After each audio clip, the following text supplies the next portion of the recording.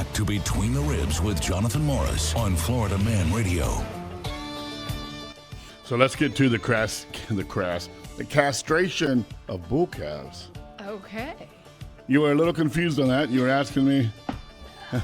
Okay. Well, yeah, you confused me. I didn't have questions until you started explaining it. Well, I think next time we do a video, we need another person there with the camera, because I didn't really like the video of you recording yourself, me catching you. You were a little weird, a little squirrely in the head shoot. Yeah, that was interesting. Okay, so you built this, what you call a chute, which is a corral with a chute on it. So a loading or unloading area. Okay.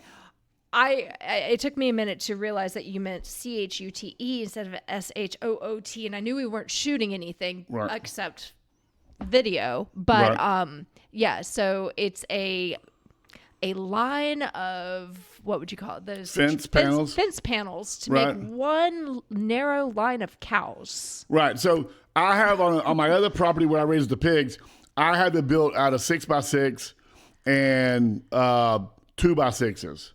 Okay, and they're lumber cut, so they're a real 2x6, not the 2x6 you buy at the Home Depot or the Lowe's that is really like 5 7/8 and 1 7/8. Yeah, made out of wood. Okay. So I have those, and I have them built where you can't see through them, because the pigs are funny. So if a pig can see through something, it'll try to go through it. So so when you're loading and unloading pigs, you need them to be blind to the left and the right. You want them only to see straight. Do you put those sunglasses on them? No, I don't. Okay. I built a chute. Okay. All right. And so the chute at the back or at the entry point is wider. So the animal has plenty of room to go in and turn, and it feels nice and safe and free and open. Right. So you don't take an animal off of a 20-acre pasture and try to get it to go through a 3-foot opening. Right. That might be scary. He ain't going to go in it, or she ain't going to go in it. So you make a wide opening, and you put feed in there or some hay or something to entice them. And then once you get them in, you close the gate behind them. So now you have them, and then you funnel them down literally. So you take them from a big pasture to a smaller corral, to a contained area. The other thing with pigs is it has to be solid to the bottom, because if it was a bull or a cow panel, they would put their nose underneath that and try to lift it up off the ground, and pigs are strong. They can destroy anything they want to. Really? Oh, yeah. Pigs are connected from their butthole to their snout. That's the way God makes pigs. They have one solid muscle from the snout of their nose, goes up over their forehead. It's more like a tendon muscle. Can you eat it? No. It's like our RT band. Okay. All right, that holds us upright, but it's stronger. Okay. All right, I don't know the scientific name behind it, but it's a muscle strap, if you will, and it's solid. It's flexible, obviously, like our IT band, but it's a solid piece, and it's thick, and it goes from their nose all the way up their head, between their ears, down their shoulder back, all the way down their spine to literally where it attaches at the tail, just above their rectum. Okay. And that's why when a pig roots, and why it can move the ground and lift and root up trees, because it's not just rooting with its nose and head and neck. It's rooting with its whole body. Wow. Okay, that's cool. A little education on why pigs are so destructive. Yeah. And why they're so strong. Okay? I did not think one could lift up one of those fence panels. Oh, man. Listen, I was loading a bull one. A bull. No, I was loading a boar. A boar hog, a male hog with nuts, balls, testicles. And we were taking him over to a sow pen that a guy had, and he was paying me to stud out Bruce, and Bruce is going to breed him. We got him to the back of the trailer. This is when he was younger and really wasn't trained. This was Bruce? Yeah, so now he'll walk, he's dead now. Right. But we used to walk him like a dog. Like after a couple years, I could take that joker anywhere I wanted to, and he would just follow me around. The happiest pig in the world. Yeah, he was cool. All he had to do was eat and breed. That's it. He was cool, and he was protective. Like he literally knew who Mama was.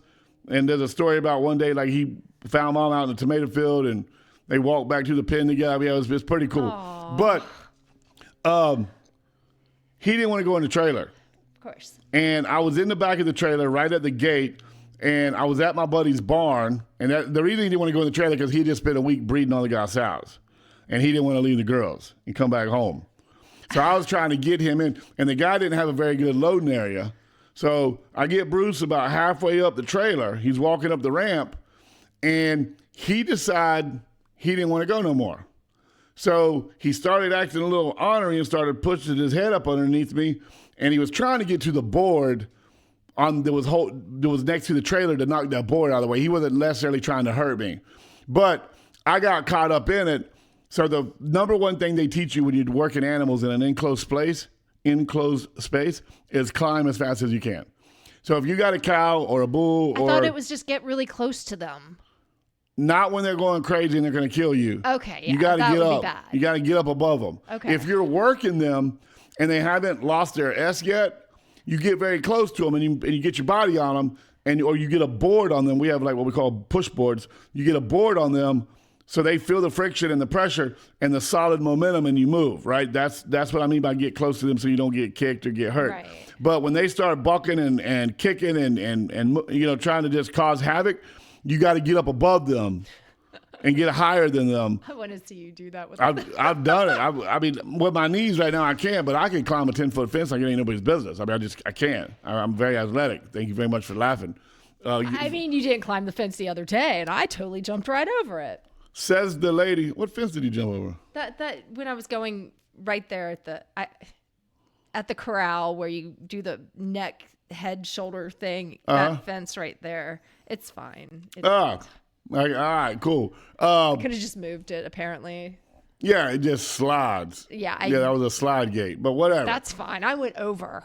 You did, and it wasn't graceful. It wasn't great. Oh, shut up. And you are also the lady with scabs and scars all over your legs from all the falling you do when you run. I was wearing jeans. I know that, but your history. I'm going to bring up your history here since you did a little sly insult on me. The lady who falls every time she goes outside is making fun of me for climbing a fence. All right, well, I'm just saying you didn't climb a fence. I didn't see you climb a fence. I didn't have to at that point. Anyways, so Bruce got his nose under me. I stepped up on the makeshift boards we had, and his nose went under my foot and that board, and he threw me up on top of the barn. Oh my Now, gosh. there was only like an 8.5 foot roof. It was a small, like a pig barn the guy had. So the top of the barn was only like 8.5 foot. I was already in the trailer. About 2.5 feet off the ground. He launched a 280-pound man onto a roof. And I was holding a 4x6 homemade piece of wood that we used to corral him and kind of skinny him up. And he sent me in that board. I literally put my hand on the roof because I thought the sheet metal was going to cut my head off. The edge of that's pretty sharp. So as I'm going up, I got to put my hand against it, and I kind of cut the side of my forearm. And I all the way up to my stomach and hip was on top of the roof. My legs were hanging off of it. Oh my gosh. Yeah, it was that would pretty. have been a great video. It was. So then I jumped down onto his back and rode him like a donkey in the You're not trailer. allowed to go to the farm without a camera anymore, ever. With the knee surgery, I don't know if I'll be doing that kind of stuff anymore. Who knows? I missed my chance. Okay, cool. But anyways, back to we built the chute. So then you funnel them down into an area where they can't turn around. So it's going to be less than 3 feet wide, and you get them into what we call a head catch. Some people have full body squeeze chutes. I just have a head catch. Which catches shoulders, not heads.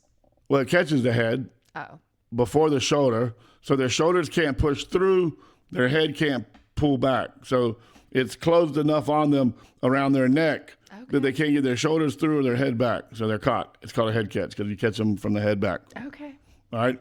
And then these were a little bit bigger bull casts. I used my bull bander instead of castrating them with a knife. Okay, so this band, and that makes sense that you have like a bander, because I'm like, I put my girls' hair in pigtails and ponytails all the time, and that would be a lot of having to be down there for a long time. So this bander, is it like an automatic thing? So they have two types. So for a small calf, they have a pair that looks like a pair of pliers, if you will. And it has a very, very small band, and you wrap the band around there's prongs like this. You wrap the band around the prongs, and when you squeeze the pliers, it opens it up.